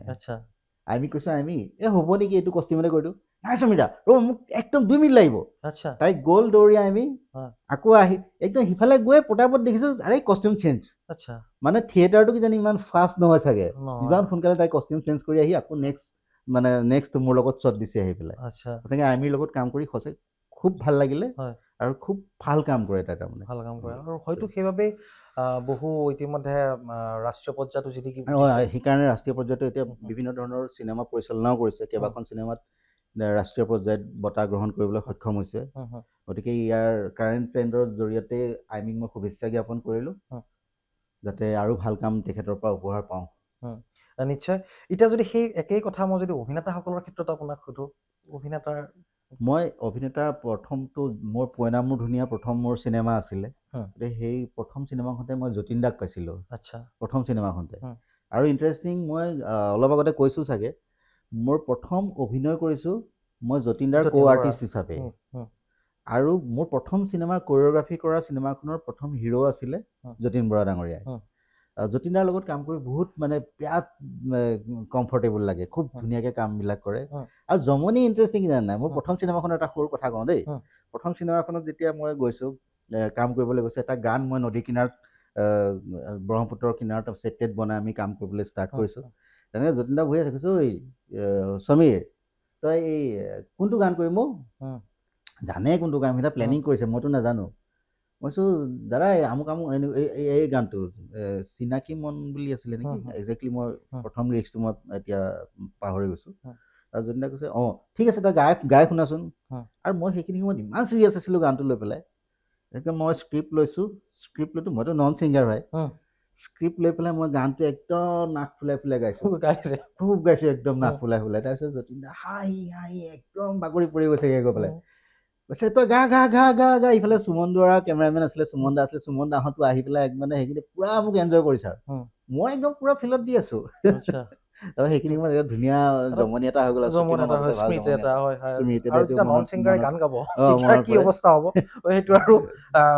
গম পাইছোঁ আৰু তাৰপিছত ৰবিদাৰ লগত কাম কৰিছোঁ এখন মই ডাইৰেকশ্যন দিছিলোঁ চিনেমা আল্টিমেট চিনেমাৰ কাৰণে কাম কৰিছিলোঁ মনে মনে অজানিতে চিনেমাখন কৰিছোঁ তাত ৰবি শৰ্মা আছিলে ৰাঘৱ নিতম আছিলে তাত তেখেতে মোৰ সেইখন মোৰ প্ৰথম মানে ডাইৰেকশ্যনৰ আছিলে চিনেমা, কিন্তু দুৰ্ভাগ্যবশতঃ সেইখন ৰিলিজ নহ'লে, সেইকাৰণে সেইখন প্ৰথম হৈ নাথাকিলে আৰু বৰ্তমানো ৰিলিজ নহ'লেই চিনেমাখন। ৰবি শৰ্মা ৰাগণিতম এনেকৈ কৰি চিনেমাখন কৰিছিলোঁ। তাৰ উপৰিও গান কৰিছিলোঁ হিয়াৰ দপনত তোমাৰ ছবি, তাৰপিছত সৰু বোৱাৰী, কেইবাখন চিনেমাতো ৰবিদাৰ লগত কাম কৰিছোঁ। খুব ভাল, খুব ডেডিকেটলি কাম কৰে। তাৰপিছত বাকী যিখিনি হিৰো আছে, গুঞ্জন, আকাশদ্বীপৰ কথাটো ক'লোৱেই, আকাশদ্বীপ, তাৰপিছত পল ফুকন, ৰূপজ্যোতি দাস, সেইখিনি সময়ৰ হিৰো, এই গোটেইখিনিৰ লগতে কাম কৰিছোঁ। সকলোৰে লগতে খুব মই ফ্ৰেণ্ডলি, তাৰমানে আমি খুব ধুনীয়াকৈ কাম কৰোঁ, হাঁহি মাতি কাম কৰোঁ, চবৰে সকলোৰে লগত কাম কৰি ভাল লাগে। আৰু সকলোৰে কাম কৰা শৈলী এটা বেলেগ বেলেগ হয়, প্ৰত্যেকৰে বেলেগ বেলেগ ধৰণৰ হয়। আৰু গতিকে যিমানবিলাক হিৰো আছে, এতিয়া নতুন প্ৰজন্মৰ হিৰোখিনিলৈকে মই কাম কৰিছোঁ বহুতখিনিৰ লগতেই গৈ। একজেক্টলি নামবিলাক এতিয়া মানে নতুনখিনি পৰ্যায়ৰ মই পটককৈ এতিয়া পাহৰি গৈছোঁ, কিন্তু নতুন পৰ্যায়ত যিখিনি আহি আছে সিহঁতৰ লগতো মই বহুতখিনি কাম কৰিছোঁ। তাৰপিছত ভাল, সকলোলৈ খুব ধুনীয়াকৈ কাম কৰে, আৰু যেনেকৈ ধৰণৰ কওঁ তেনেকৈ ধৰণে তেওঁলোকে দিবলৈ চেষ্টা কৰে। গতিকে মই সকলোৰে লগতে ভাল লাগিলে। স্পেচিয়েলি কিন্তু আগৰ কেইজনৰ সৈতে কাম কৰি মানে মজাটো বেলেগ আছিলে, আমাৰ চিনেমাৰ কাম কৰা মজাটো। আৰু আজিকালি ডিজিটেল যুগত অকণ মজাটো বেলেগ হয়, বাকী আদাৰ্ছ গোটেইখিনি ভালেই লাগিছিল। কেতিয়াবা এনেকুৱা হয়নে যে বৰ্তমান যেতিয়া আপুনি এটা ইমান দীঘল এক বৰ্ণিল কেৰিয়াৰ আপোনাৰ, আৰু এতিয়া নতুন অভিনেতা অভিনেত্ৰীসকল আহিছে, কেতিয়াবা সমস্যাৰ হয়নে, বা মনপুত কামবোৰ তেওঁলোকৰ পৰা পায়নে আপুনি? মানে ঘটনাটো হৈছে কি, এটা জেনেৰেশ্যন গেপ এটা হয়, কিন্তু দেই জেনেৰেশ্যন গেপ এটা হয়। আমি যেনেকৈ ধৰণৰ আছিলোঁ, আজিকালি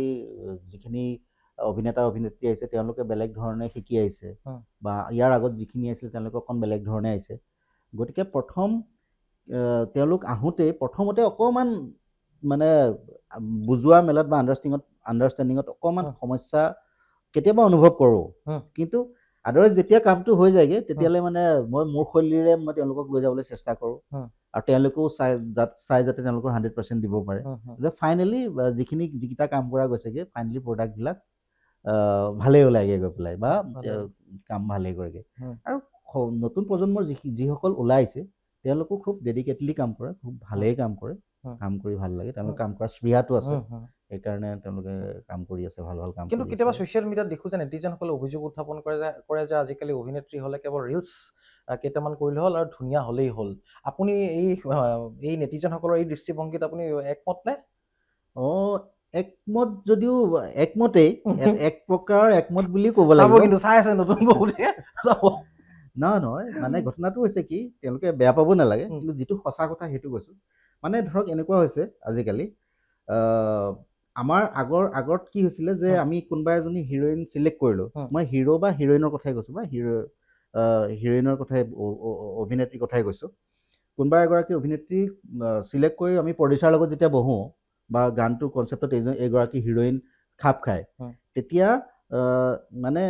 কৈ দিলে হ'ল যে কোনে কৰিব, বৰষা ৰাণীৰ বিষয়ে ক'ব। বৰষা ন, আচ্ছা আচ্ছা আচ্ছা, ভাল লাগিব। কোনে কৰিব, আইমি বৰুৱাই কৰিব। আইমি ন, আচ্ছা আচ্ছা আচ্ছা, আমুকে কৰিব।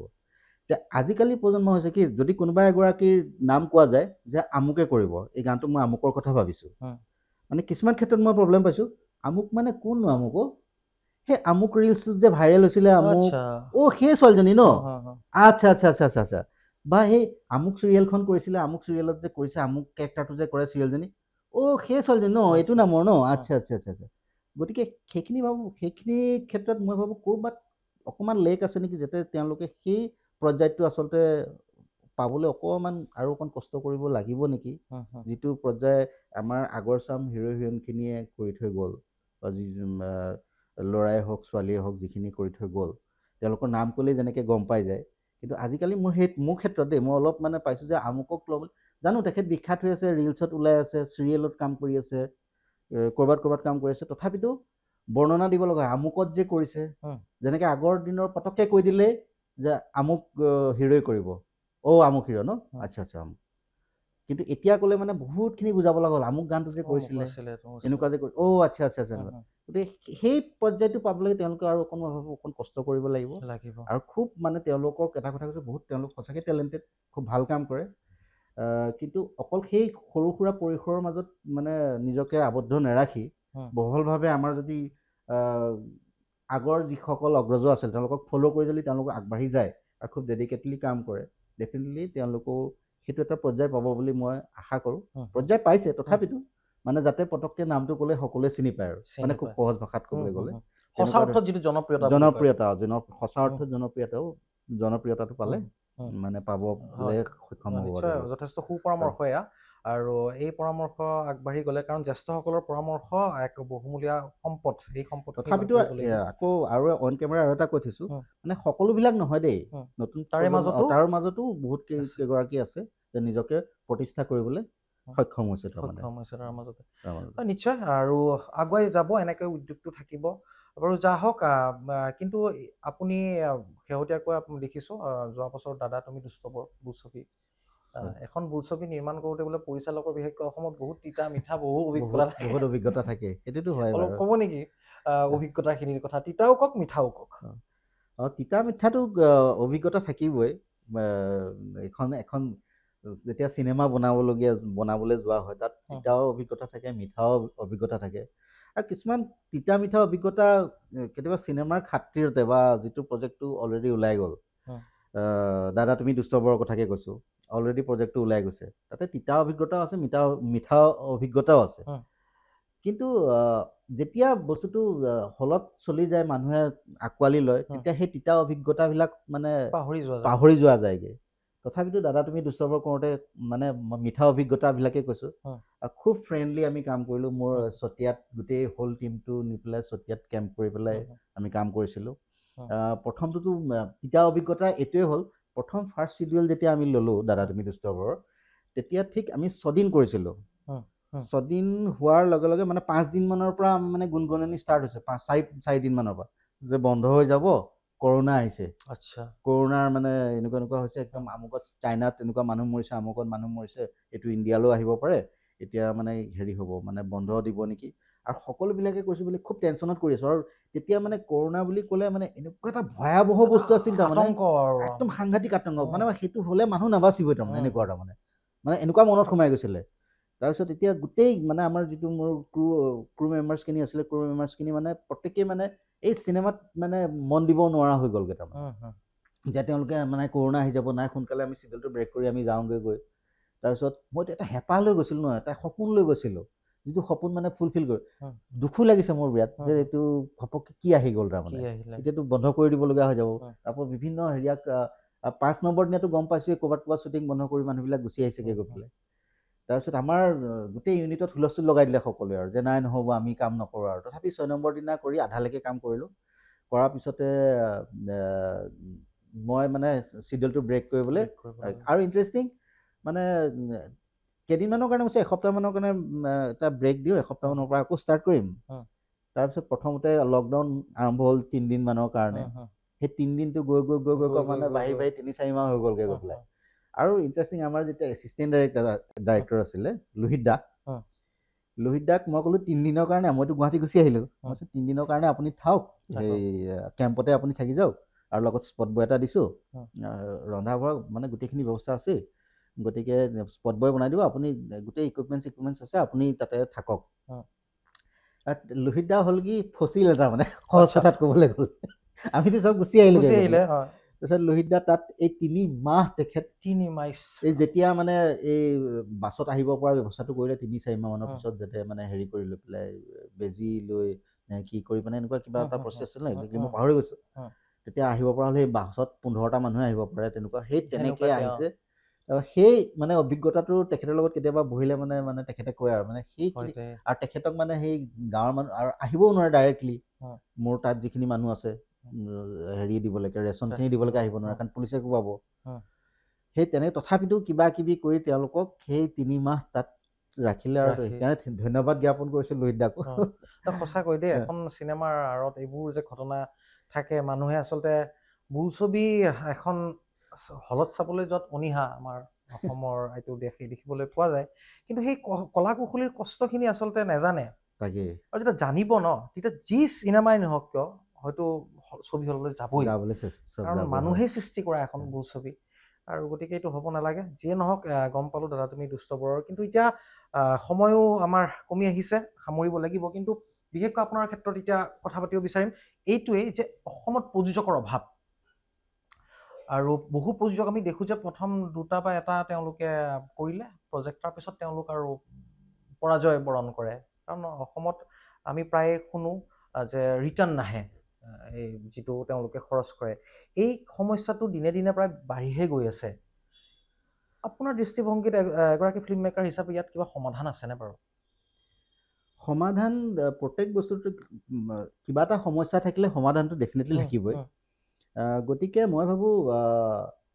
বহুত কেইখন চিনেমা ছাকচেছ হৈছে প্ৰডিউচাৰ যিখিনি কাম কৰিছে। ইনফেক্ট মোৰ দাদা তুমি দুষ্টবৰে মানুহে খুব ধুনীয়াকৈ আঁকোৱালি লৈছে। ঠিক তেনেদৰে যদি প্ৰডিউচাৰে এজন মানে পৰিচালকৰ লগত যেতিয়া বহে, মেকাৰৰ লগত বহে, ভালকৈ আলোচনা কৰি স্ক্ৰিপ্ট কেনেকুৱা হ'ব, কেনেকৈ মাৰ্কেটিং কৰিব, গোটেইখিনি যদি ডিটেইল আলোচনা কৰি আগবাঢ়ি যায় ধুনীয়াকৈ, আৰু মানে বস্তুটো খুব প্লেনিঙত যাব লাগিব। তাৰমানে পাব্লিচিটিৰ পৰা আদি কৰি গোটেইখিনি প্লেনিঙত যদি যায় তেতিয়াহ'লে নিশ্চয় ছাকচেছ হ'ব। কিন্তু আজিকালি দেখা গৈছে যে মানে কিছুমান এনেই কিছুমান ডাইৰেক্টৰ হৈ যায়। তাৰমানে তেওঁলোকৰ মানে এটাই গুণ থাকে, প্ৰডিউচাৰ এজন যেন তেন লৈ আহে, আহি পেলাই এখন চিনেমা কিবাকৈ চিনেমা এখন বনায়, আৰু যিখন চিনেমা হলত নচলেগৈ। আল্টিমেট সেই চিনেমাখনৰ কাৰণে যোনে ধুনীয়াকৈ কাম কৰিবলৈ চেষ্টা কৰে সিহঁতৰ কাৰণেও বহুতখিনি ডিফিকাল্টিজ আহি যায়। তাৰমানে বহুতখিনি আহি যায় যে ধাৰণা কৰি লয় কিছুমান নোচোৱা মানুহে যদি সেই চিনেমাখন চাই দিয়ে, অসমীয়া চিনেমা এনেকুৱাই হয় নেকি, এনেকুৱা ধৰণৰ কৰে নেকি। সেই মই ভাবোঁ সেইখিনি ক্ষেত্ৰতো এটা বেৰিকেড হোৱা মানে খুবেই জৰুৰী। আৰু বিশেষকৈ এটা মানে পেনেল মই ভাবোঁ হ'ব লাগে। তাৰমানে মই মোৰ মনৰ ভাৱে কৈছোঁ দেই, এটা পেনেল হ'ব লাগে যিখিনিয়ে তাৰমানে স্ক্ৰিপ্ট, ডাইৰেকশ্যন, কাষ্টিং বা গোটেইখিনি ইটছ এণ্ড এভৰিথিং তেওঁলোকে মানে এপ্ৰুভ কৰিলেহে যাতে আমাৰ অসমত ছবিগৃহত সেইখন মানে ৰিলিজ কৰিব পাৰে। তেনেকুৱা ধৰণৰ খুব মানে যাতে লবি ছিষ্টেম হ'ব লাগে, নিৰপেক্ষ হ'ব লাগে,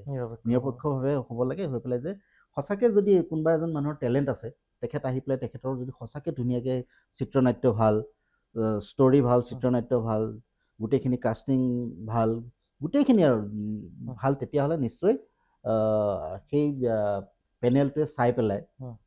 নিৰপেক্ষভাৱে চাই পেলাই তেওঁলোকে মানে হেৰি দিব, এপ্ৰুভ কৰিব লাগিব যে এইখন চিনেমা অসমৰ ছবিগৃহত ৰিলিজ কৰিব পৰা হৈছে। তেতিয়াহে তেনেকুৱা ধৰণৰ কৰিলেহে আমাৰ বহুতখিনি প্ৰডিউচাৰো আগবাঢ়ি আহিব, ভাল ভাল প্ৰডিউচাৰ আগবাঢ়ি আহিব, আৰু ভাল ভাল চিনেমা আমাৰ অসমৰ মানুহে উপহাৰ পাব। তেতিয়া যিখিনি কিছুমান ডাইৰেক্টৰ্ছ প্ৰডিউচাৰ্ছ আছে যিখিনি যে এই সস্তাতে কৰি থ'ম বুলি কিবা কৰি মানে যেন তেন কিছুমান কৰি থয়, বা একো পৰিচালনাৰ একো নলেজেই নাই, একো নাজানেই, তথাপিতো কেমেৰাৰ একো নাজানে, তথাপিতো নিজে ডাইৰেক্টৰ হয় এজন প্ৰডিউচাৰ লৈ আহি পেলাই মিছামিছি আমাৰ ইণ্ডাষ্ট্ৰিটোহে বেয়া কৰিছে। তেনেকুৱাই হৈছে। এতিয়া নেক্সট আৰু এখন চিনেমা কৰি আছোঁ, এতিয়া বৰ্তমান চলি আছে। চিনেমাখনৰ নাম লণ্ডন গাৰ্ল। আগষ্টত ৰিলিজ কৰিম বুলি ভাবিছোঁ। লণ্ডন গাৰ্ল এইখনৰ নামটো শুনি অলপ আচৰিত লাগিছে। লণ্ডন গাৰ্ল তাকে মানে ষ্টৰিয়ে ডিমাণ্ড কৰিছে, গতিকে নামটো তেনেকৈ ৰাখিব লগা হৈছে। ছানী গল্ডেন প্ৰডিউচাৰ প্লাছ তাৰ ষ্টৰি তাৰ। মই চিত্ৰনাট্য কৰিছোঁ। কিমানখিনি সফল হওঁ ক'ব নোৱাৰোঁ, আপোনালোকৰ আশীৰ্বাদ লাগিব। আপোনালোকৰ আশীৰ্বাদ হ'লে নিশ্চয় আমি আকৌ আগবাঢ়ি যাব পাৰিম। গতিকে আমি চলি আছে এতিয়া 80% আমাৰ শ্বুটিং হৈছে, পোষ্ট প্ৰডাকশ্যনৰ কাম বাকী আছে। সেইখিনি খুব সোনকালে হ'ব। আৰু আপোনালোকক থ্ৰু ছ'চিয়েল মিডিয়া বাকীখিনি আমি কেনেকৈ কি কাম কৰিছোঁ আপোনালোকক জনাই যাম। গতিকে এখন বোলছবি আহি আছে সমীৰ বুঢ়াগোহাঁইৰ পৰিচালনাৰে। গতিকে নামটোৱে এটা মানে মনত উৎসুকতা বঢ়াই দিয়ে, লণ্ডন গাৰ্লছ। সঁচাকৈ আৰু লণ্ডন আমাৰ পৰা দূৰত, সদায় লণ্ডনৰ প্ৰতি আমাৰ এটা ইমেজিন থাকে লণ্ডন। গতিকে হয়তো বোলছবিখন কিছু ইণ্টাৰেষ্টিং হ'ব আশা কৰিছোঁ, আৰু শুভেচ্ছা জ্ঞাপন কৰিছোঁ লণ্ডন গাৰ্ল গোটেই টীমলৈ। এনেকৈ অতি সোনকালে যাতে আমি ছবিগৃহত দেখিবলৈ পাওঁ। একেবাৰে শেষ প্ৰশ্ন, এক দীঘলীয়া যাত্ৰা আপোনাৰ, ৰাজ্যিক চলচ্চিত্ৰ বঁটাৰ দৰে সন্মানিত বঁটাৰে আপুনি বিভূষিত। অসংখ্য গীত আপুনি কোৰিঅগ্ৰাফ কৰিছে, নৃত্য পৰিচালনা কৰিছে, বহু আপুনি নৃত্য পৰিচালক জন্ম দিয়া বুলি ক'ব লাগিব। এতিয়া যদি চিনেমাও কৰিলে, চিনে পৰিচালক, এগৰাকী ডান্স টিচাৰৰ পৰা আহি বা এজন নৃত্যশিল্পৰ পৰা আহি এগৰাকী চিনে পৰিচালক, ক'বলৈ গ'লে এখন চিনেমা হয় আপোনাৰ ওপৰত। যি নহওক, কি পালে কি হেৰুৱালে? সকলোবিলাক মানে হেৰিয়াতে, মানে সকলোবিলাক বুলি নকওঁ, এটা যেতিয়া মানুহৰ এটা লাইফ এটা যায়, এটা জীৱন এটা যায়, গোটেই জীৱনটোত উঠা নমা থাকেই। প্ৰত্যেক জীৱনতে উঠা নমা থাকে, প্ৰত্যেক জীৱনতে ষ্ট্ৰাগল থাকে। গতিকে ময়ো বেলেগ নহয়, ময়ো এজন তেনেকুৱা মানুহে জীৱন জীয়াই থকা এজন মানুহে গতিকে মোৰ জীৱনতো বিভিন্ন উঠানমা আছে কেতিয়াবা হয়তো ভাল হৈছে কেতিয়াবা বেয়া হৈছে তেনেকৈ জীৱনটো আগবাঢ়ি গৈছোঁ আৰু পাইছোঁ বহুত তিতা মিঠা অভিজ্ঞতা পাইছোঁ তিতা যিমান পাইছোঁ মিঠাও সিমানে পাইছোঁ আৰু খুব ডেডিকেটলি কাম কৰিব যাবলৈ চেষ্টা কৰিছোঁ গতিকে সেই চেষ্টা কৰিছোঁ কিমানখিনি সফল হ'ব পাৰিছোঁ নাই হোৱা সেইখিনি দৰ্শকে ক'ব তথাপিতো চেষ্টা কৰিছোঁ কিবা এটা নতুনত্ব যাতে মানুহক দি যাব পাৰোঁ সেইখিনি আৰু যিমান পাৰি চেষ্টা কৰি আছোঁ সেইটোৱে কথা কিন্তু সংক্ষেপতে ক'বলৈ চেষ্টা কৰিলোঁ আৰু কথাখিনি নাই ঠিকেই কিন্তু যিহেতু সাংস্কৃতিক জগতৰ সৈতে কিছু পৰিমাণে মই সাংস্কৃতিক কৰ্মী বুলিয়ে কওঁ নিজকে ক'বলৈ ভাল পাওঁ সাংস্কৃতিক কৰ্মী বুলি মই কেৱল আপোনাৰ সেই বৰ্ণিল এই কেৰিয়াৰটো দেখিছোঁ যে আপুনি সেই প্ৰজন্মৰ লগতো আছে এই প্ৰজন্মৰ লগতো আছে তেনে খুব কম মানুহে থাকে কাৰণ এটা সময়ত জেনেৰেশ্যন গেপ এটা আনে কিন্তু আপোনাৰ কামত দেখা নাই অন্তত সেইটো অন কেমেৰা আপোনাক প্ৰশংসা কৰিছোঁ আৰু ইয়াত কোনোবাই কোনো ন্যস্ত স্বাৰ্থ নাই খোলা খুলিকৈ প্ৰশংসা কৰিছোঁ একেবাৰে শেষত দুটাই প্ৰশ্ন আছে এটাটো হৈছে যে আপোনাক যদি আপুনি এজন কোৰিঅ'গ্ৰাফাৰ হিচাপে অসমত বৰ্তমান কোনগৰাকী কোৰিঅ'গ্ৰাফাৰৰ কামক আপুনি প্ৰশংসা কৰিব বিচাৰে এগৰাকী অলপ ধৰ্মসংকট বাৰু তথাপিতো নাই নাই বাকীসকলে বেয়া পাব নালাগে বেয়া নহয় এইটো নিজৰ মনৰ ভিতৰৰ কথা আৰু মানে বহুত কেইগৰাকী মানে বৰ্তমান কোৰিঅ'গ্ৰাফাৰ আহিছে খুব ভাল ভাল কাম কৰি আছে কিন্তু এগৰাকী বুলি কৈ দিলে অলপ মানে অসুবিধা পোৱা যায়গে আৰু সেইটোৱেটো কথা এতিয়া আপুনি এগৰাকীৰ কথা ক'ব লাগিব কাৰ কাম আপুনি ভাল পায় মই নৃত্য পৰিচালক মানে বৰ্তমান এগৰাকী বুলি ক'লে মই দীপক দেৰ নাম ক'ম দীপক দে তেওঁ আমাৰ সময়ৰ সমসাময়িকী আমাৰ মোতকৈ অলপমান পিছৰ পৰা তেওঁলোক আহিছে কিন্তু তথাপি দীপক দে এতিয়ালৈকে খুব ভাল কাম কৰি আছে মই তেখেতৰ কোৰিঅ'গ্ৰাফি ভাল পাওঁ বাকী সকলো মোৰ তথাপিতো তুমি এজন ক'লা যদি বাকীখিনিও ক'ব লাগিব অসীম গগৈ মোৰ ষ্টুডেণ্টেই আছিলে বা শিষ্যই আছিলে অসীম গগৈৰ কামো মোক খুব ভাল লাগে তাৰপিছত নৱ প্ৰজন্মৰ কেইবাগৰাকীও আহিছে তেওঁলোকৰ কামবিলাক মই এইখিনিতে এটা মোৰ মোৰো বন্ধু বান্ধৱ আছে সাংস্কৃতিক এই ক্ষেত্ৰত যিহেতু ময়ো কম বেছি পৰিমাণে জড়িত হৈ থাকোঁ দেখোঁ আত্মসন্মান এটা থাকে কিন্তু তেওঁলোকৰ এটা ছ'চিয়েল ইমেজ কেৰি কৰিব লাগে কিন্তু সেইমতে যিমানখিনি তেওঁলোকৰ আয় হয়তো সেই বহন ক্ষমতা তেওঁলোকৰ নাথাকে গতিকে এই ক্ষেত্ৰত ক'ৰবাত নহয় ক'ৰবাত তেওঁলোকে খলঠেকত পৰা মই নিজে দেখিছোঁ তাৰমানে গতিকে সেই যে ছাৰ্ভাইভ কৰিব লাগে সেই সময়খিনি কাকো ক'বও নোৱাৰে যে নিজৰ অৱস্থাটো কি হৈ আছে কিন্তু মানুহৰ সন্মুখত হাঁহি মুখে এখন মুখ লৈ থাকিব লগা হয় বা এক আৱৰণ ল'ব লগা হয় সেই ক্ষেত্ৰত আপুনি কি ভাবে তুমি যি কৈছা সঁচাকৈ তুমি খুব ভাল টপিক এটা উলিয়াইছা মানে কি হয় আমাৰ আৰ্টিষ্টখিনিয়ে হওক মানে শিল্পীখিনি কলা কুশলী শিল্পী যিখিনি আছে খুব ইগ'ইষ্টিক হয় আচলতে যিসকলক আমি খুব সন্মুখত দেখি থাকোঁ নেম ফেম আছে কিন্তু তেওঁলোকৰ আঁৰতো যে বহুতখিনি সংঘাত থাকিব পাৰে তেওঁলোকে মানে কেতিয়াও ফুটাই ক'বলৈ টান পায় বিভিন্ন ধৰণৰ পৰিৱেশ আহে বহুত মই কলা কুশলীক দেখিছোঁ বহুত শিল্পীক দেখিছিলোঁ তেওঁলোকৰ অলপ সমস্যা হৈ যায় কিন্তু তথাপিতো তেওঁলোকে ক'বলৈ টান পায় তেওঁলোকৰ ইগ'টোৰ কাৰণে আৰু তেওঁলোকে সেইকাৰণে ছাৰ্ভাইভ কৰি থাকিব লগা হয় কাৰণ আমাৰ এতিয়ালৈকে এতিয়া ইণ্ডাষ্ট্ৰী হিচাপে হৈ উঠা নাই তাৰমানে আমি চেষ্টা কৰি আছোঁ ইণ্ডাষ্ট্ৰী হিচাপে আমি গ্ৰ' কৰিবৰ কাৰণে কিন্তু তথাপিতো ইণ্ডাষ্ট্ৰী হিচাপে গ্ৰ' হোৱা নাই গতিকে সেই হিচাপে আমাক যিখিনি কলা কুশলী আছে এই ইণ্ডাষ্ট্ৰী নোহোৱাৰ কাৰণে তেওঁলোকে আৰু বেলেগ কামো নাই তেখেতৰ তেওঁলোকে এনেকুৱা হৈছে বেলেগ কামো কৰি খাব নোৱাৰে গতিকে এইটো কামেই কৰিব লগা হয়গৈ কিন্তু কিমানখিনি এইটো এজন মানুহে পাই থাকিব বা কিমান কাম আহি থাকিব সেইটোৰ ওপৰতো ডাঙৰ কথা এটা প্ৰশ্নবোধক এটা আছে গতিকে কেতিয়াবা এনেকুৱা হয় যে অলপ সমস্যা হৈ যোৱা মই দেখিছোঁ আৰু মই নিজৰ ক্ষেত্ৰতো সেইখিনি মই ভাবোঁ প্ৰযোজ্য হয় অলপ হ'লেও এইকাৰণেই মোৰ যেতিয়া অসুখ হৈছিলে মোৰ কৰোণাত মোৰ বহুতখিনি মই ছাৰ্ভাইভ কৰিব লগা হৈছিলে তাৰপিছত মাজতে মোৰ হাৰ্টৰ অলপ প্ৰব্লেম হ'ল তাৰপিছত এই আৰু আৰ্থিকভাৱে হওক বা শাৰীৰিকভাৱে হওক মেণ্টেলি হওক ফিজিকেলি হওক সেইখিনি সময়ত মানে অলপ হ'লেও ডিপ্ৰেছ হোৱা যায় বা প্ৰব্লেম হৈ যায় বা তেনেকুৱা কিছুমান মাজে মাজে ফেচ কৰা যায় তাৰমানে সেইখিনি সময়ত মোক কৈছে সহায় কৰা কেইজনমান ব্যক্তিৰ মই নাম ল'ব লাগিব প্ৰথমতে মই নাম ল'ব লাগিব মোৰ বন্ধু প্লাছ ভাইটি নীলোৎপল দাস মই পল বুলি মাতোঁ তেখেতেও মোক বহুতখিনি মোৰ শাৰীৰিক হওক মানসিক হেৰিয়াৰ সমস্যাৰ সময়ত হওক তেওঁ বহুত ছাপোৰ্ট কৰিছে দাদা তুমি দুষ্ট বৰৰ আমাৰ প্ৰডিউচাৰ KM ৰহমান ডাঙৰীয়া তেখেতেও মোক বহুতখিনি ক্ষেত্ৰত বহুতখিনি সহায় কৰিছে মেণ্টেলি ফিজিকেলি ফিনেন্সিয়েলি বহুতখিনি সহায় কৰিছে সেইকাৰণে এই চেগতে তেওঁলোকলৈ ধন্যবাদ জ্ঞাপন কৰিছোঁ আৰু বহুত আছে মোৰ দাদাহঁত আছে মোৰ বাইদেউ আছে দীপালী বুঢ়াগোহাঁই এনেকৈ মোৰ বেয়াৰ সময়ত তেওঁলোকে বহুত চালে গতিকে কাৰেণ্ট এণ্ড আছামৰ এই প্ৰগ্ৰেমটোৰ জৰিয়তে তেওঁলোকলৈ ধন্যবাদ জ্ঞাপন কৰিছোঁ গতিকে আৰু হৈছে কি শিল্পীসকলৰ সেয়া ইগ'টোৰ কাৰণে মানে বহুতে ক'ব নোৱাৰে বা কিবা কৰে এই সমস্যাটো আছে আৰু যেতিয়া ইণ্ডাষ্ট্ৰী হিচাপে গ্ৰ' হ'ব যেতিয়া ইণ্ডাষ্ট্ৰী হ'বগৈ আমাৰ এইটো তেতিয়া মই ভাবোঁ এইখিনি সমস্যা বহুতখিনি আঁতৰি যাব কাৰণ তেতিয়া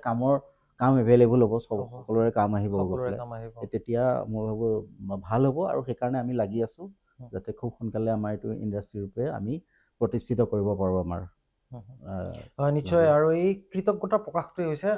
জীৱনৰ আটাইতকৈ ডাঙৰ সৌন্দৰ্যতা যি মানুহে কৃতজ্ঞতা প্ৰকাশ কৰে আৰু আজি আপুনি মুকলিকে কৃতজ্ঞতা প্ৰকাশ কৰিছে গতিকে ইয়াৰ পৰা প্ৰমাণ যে এতিয়াও সমাজখনত ভাল মানুহ আছে যে শিল্পীসকলৰ ভাল হোৱাটো বিচাৰে প্ৰকৃত অৰ্থত ভাল হোৱাটো বিচাৰে